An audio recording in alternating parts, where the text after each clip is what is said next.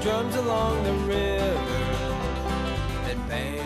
Ravenswood Comics in New Hartford presents MV Clubs and Hobbies. Singer-songwriters in downtown. This week we visit the personal museum of local Hot Wheels collector Mike Zarnock. You may have seen some of his collection at the Children's Museum in Utica, but they're just a fraction of his collection that landed him in the Guinness Book of World Records. He is an author, columnist, and authority on everything Hot Wheels. Hot Wheels came out in sales in 1968, but the inception or the conception was 1966 by Elliott Handler, who owned Mattel at the time. He saw his grandchildren playing with Matchbox cars.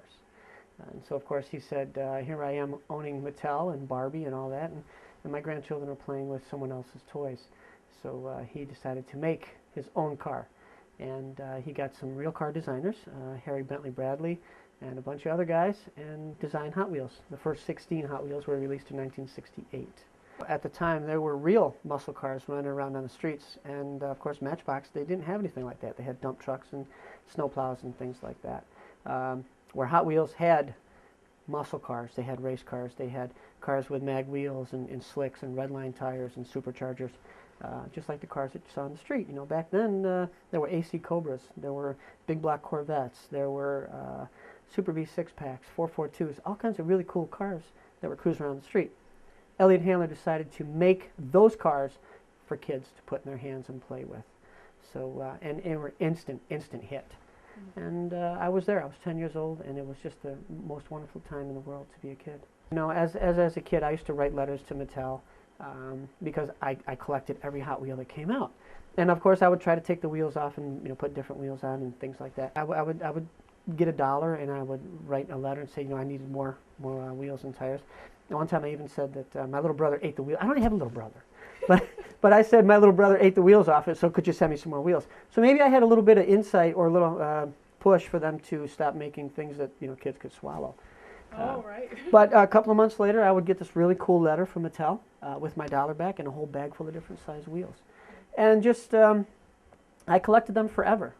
And after I wrote my first book in 2002, I started going to different shows and sitting alongside the designers and the people that make the cars, and signing autographs, and became really good friends with a lot of them. And how I started and how everyone should start is by collecting something that you like, something that makes you happy. Some guys collect Corvettes, some guys collect Mustangs, some guys collect station wagons. It doesn't matter. Whatever you collect, go out there and find it. Go out there and collect it. You can open it, you can keep it in the package, you can buy two, open one, and put the other one on the shelf. But it's all what makes you happy. It's your hobby. Do whatever makes you happy. Collect whatever. I don't care if it's rocks.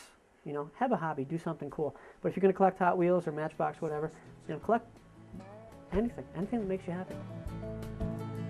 To learn more about Mike's collection and publications, you can visit his website, where you'll also discover the Mike Zarnock's Altered Roadster, a Hot Wheels model actually designed after one of Mike's own cars. Visit MikeZarnock.com.